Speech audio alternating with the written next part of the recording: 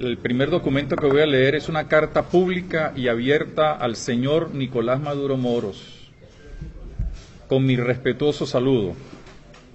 Tengo a bien escribirle la presente misiva pública y abierta en mi condición de ciudadano venezolano, cristiano, católico y pastor de la Iglesia del Servicio del Pueblo. Lo hago en pleno uso de mis capacidades y en conciencia delante de Dios, con la libertad que me da el Evangelio de Jesucristo, del cual nunca me he avergonzado. Hace algunos días, atendiendo una fraterna invitación de los obispos de Ecuador, me pude reunir con ellos en Riobamba, y pocos días antes había tenido la ocasión de encontrarme con numerosos hermanos venezolanos que han emigrado al país hermano de Ecuador en búsqueda de mejores condiciones de vida.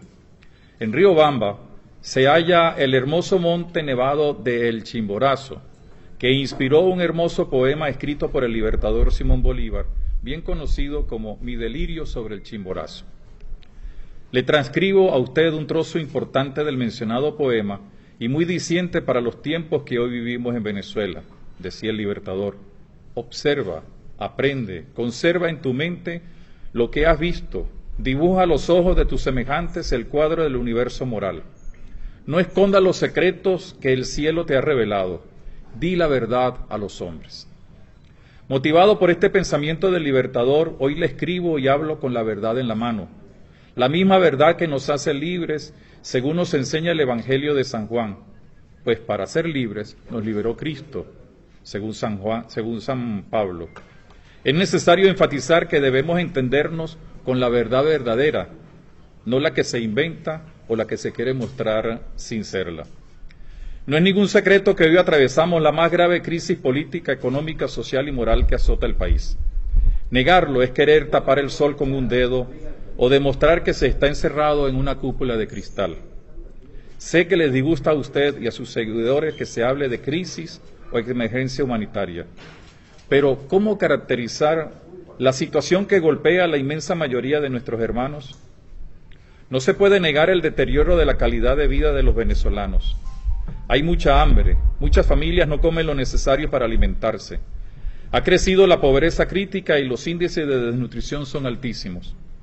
Me imagino que a usted eso no se lo informan. Asimismo, la salud se ve desguarnecida en todos los sentidos, desde la atención hospitalaria hasta la consecución de medicamentos. Hay muchos que están sufriendo por la falta de atención, como es el caso de los enfermos renales por falta de diálisis, y el de los enfermos oncológicos por no ser debidamente atendidos. Podríamos hacer mención de muchas otras calamidades que están golpeando a la mayoría de los venezolanos. Es fácil negarlo y contraatacar con insultos, menosprecios y amenazas. Usted apela a cada rato que la causa es la guerra económica. Es verdad, existe una guerra económica, pero no contra el gobierno ni las instituciones del Estado, sino contra el pueblo. La guerra de la corrupción que ha enriquecido a muchos que se denominan dirigentes y servidores de la nación. La del saqueo del así denominado arco minero, que amén de destruir la casa común de la creación, ha permitido que no pocos se llenen de las ganancias de la minería ilegal. La del olvido de las atenciones que hay que dársele al pueblo. Ahí está la verdadera guerra económica. Y todo esto tiene sus consecuencias en el deterioro de la calidad de vida de muchísimos hermanos nuestros. Yo me imagino que nunca le habrán señalado cómo en nuestra región tachirense se siguen aumentando las colas para adquirir la gasolina. Hasta 48 horas se necesita para tanquear un vehículo. El contrabando de combustible es escandaloso e irreversible, como diría alguien, porque quienes tienen la misión de velar por la protección del pueblo o se hacen de la vista gorda o sencillamente tienen parte en el negocio. Sería bueno que el SEBIN, en vez de andar persiguiendo a quienes piensan diferente al gobierno, se dedicaran a hacer labores de auténtica inteligencia. Así podrían descubrir la presencia de grupos irregulares en el país, particularmente en nuestra región tachirense.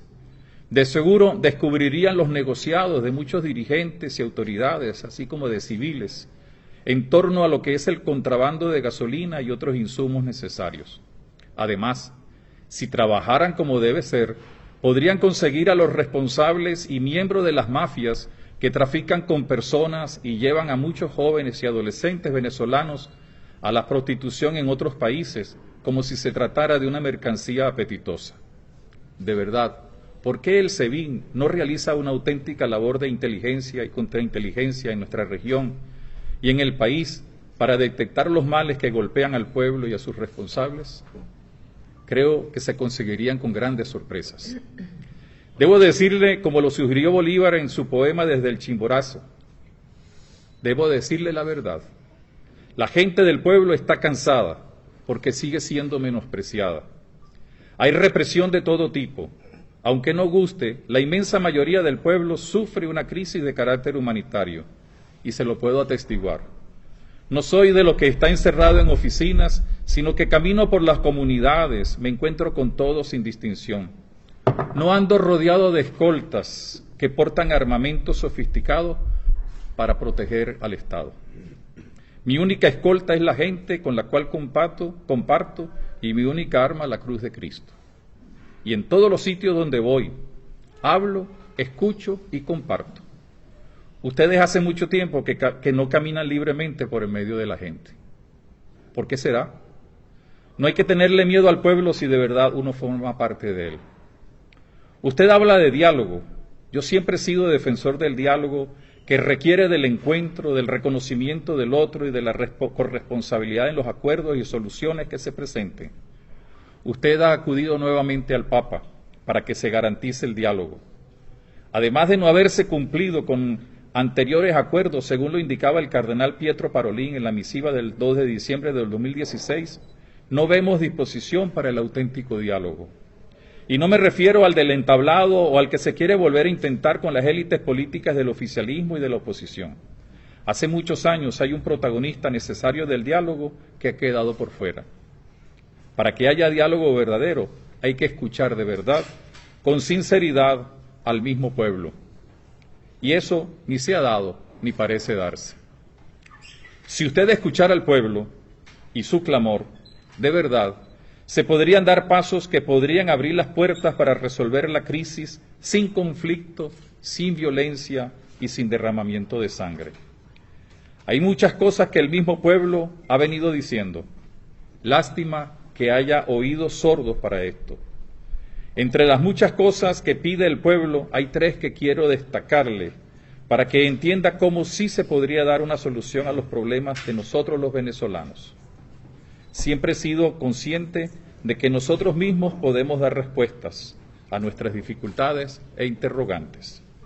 Entre otras cosas menciono la siguiente. Primero, el pueblo le pide a usted que escuche el clamor que proviene de sus sufrimientos por el hambre, por la falta de medicamentos, por la inflación, etc. Atrévase a escuchar a ese pueblo que quiere ser tratado con dignidad y justicia, pero en paz y sin revanchismos. Si usted lo escuchara, podría sensibilizarse y así permitir que quienes quieren ofrecer una ayuda humanitaria lo realicen. Es el bien del pueblo, no el de un grupito, lo que de verdad interesa. Pedir y recibir la ayuda de ese tipo no es ninguna traición a la patria, como están diciendo, sino un deber moral a favor de la dignidad de las personas que no tienen medicamentos, alimentos y otros insumos necesarios. Atrévase a oír al pueblo venezolano. No impida la ayuda que podemos darnos entre nosotros mismos. No impidan como lo hicieron en los valles del Tuy, prohibiendo las ollas comunitarias en una parroquia, y la que se pueda recibir de otros países e instituciones internacionales. No diga que no es necesario. Fíjese en algo delicado.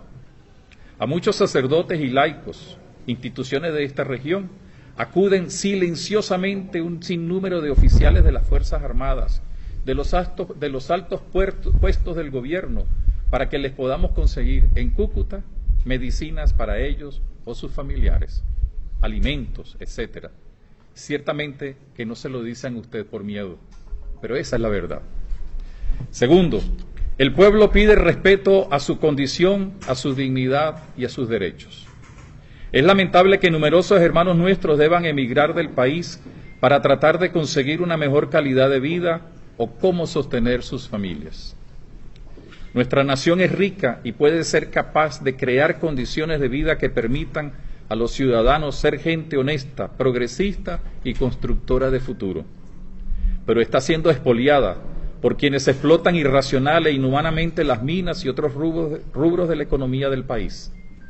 Atrévase usted a mirarle a los ojos a nuestros niños, a los adolescentes, a los ancianos, a los jóvenes y adultos, y descubrirá que se sienten abandonados y maltratados.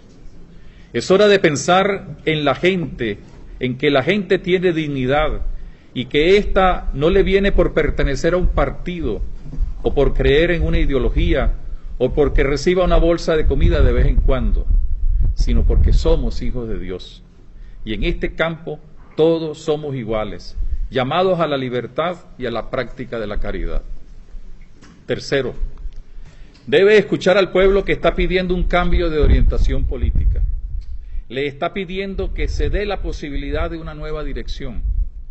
¿Por qué usted no se arriesga a convocar a unas elecciones libres con un nuevo CNE constituido por representantes de todos los partidos políticos y las instituciones nacionales que tienen que ver con la academia, la economía, los obreros, etcétera, y con la posibilidad de otros candidatos?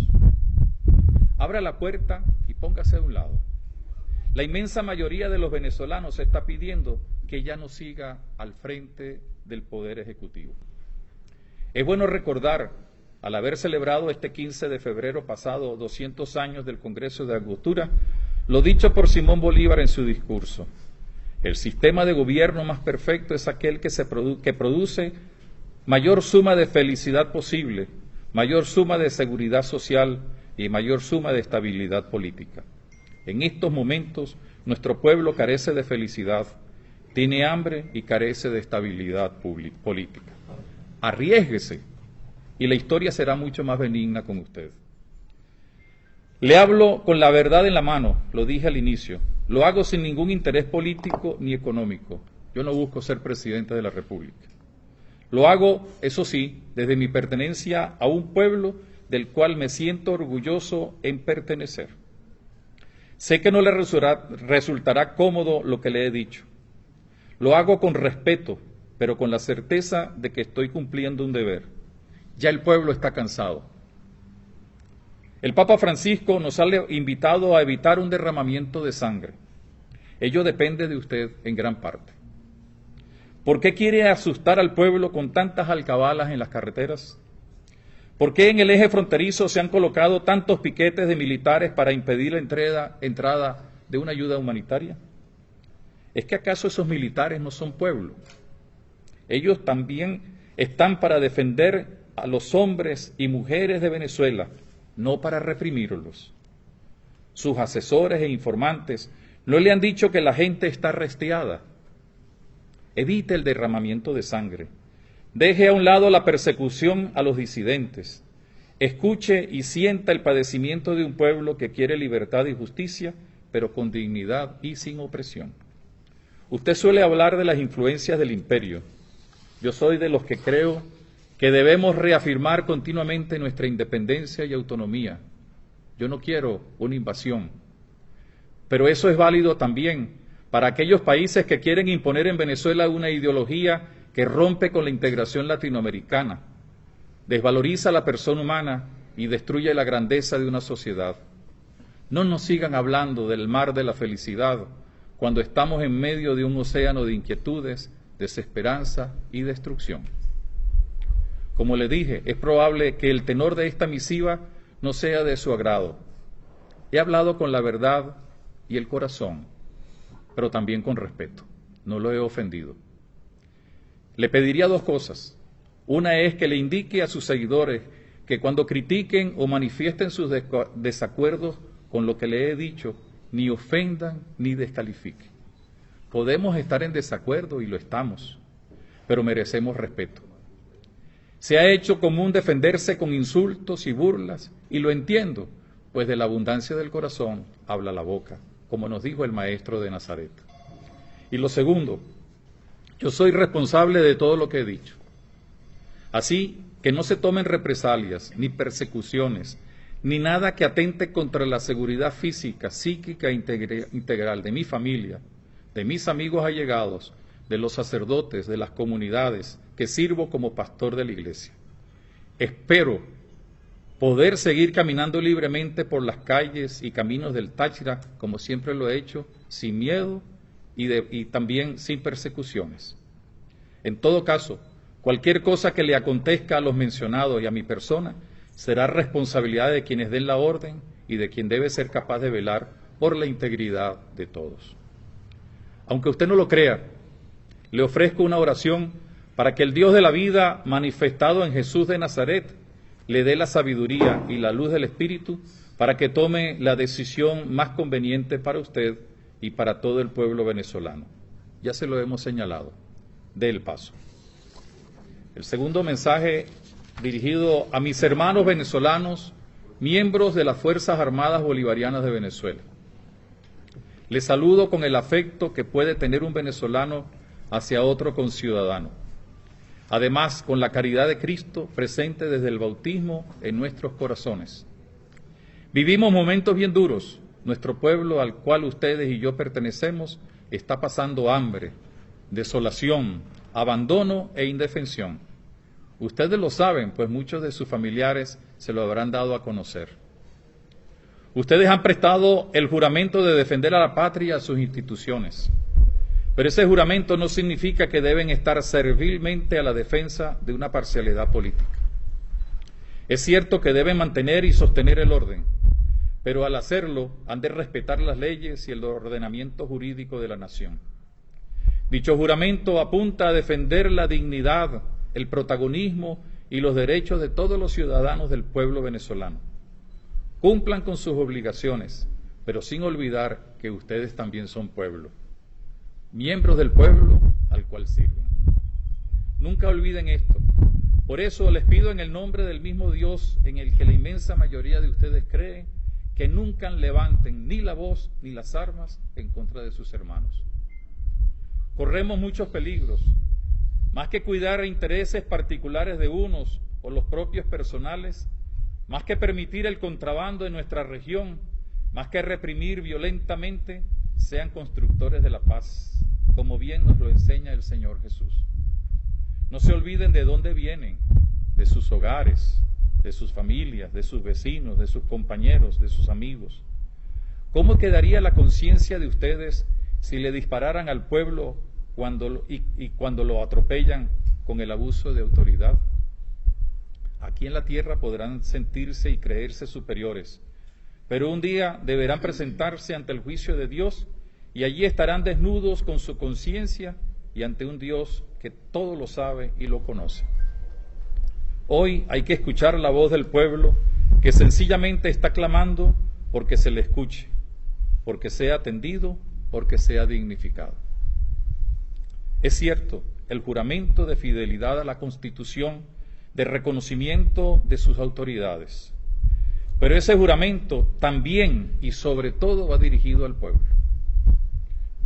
a defenderlo, a dignificarlo. No dejen de sentirse pueblo, no dejen de acompañarlo, no dejen de protegerlo.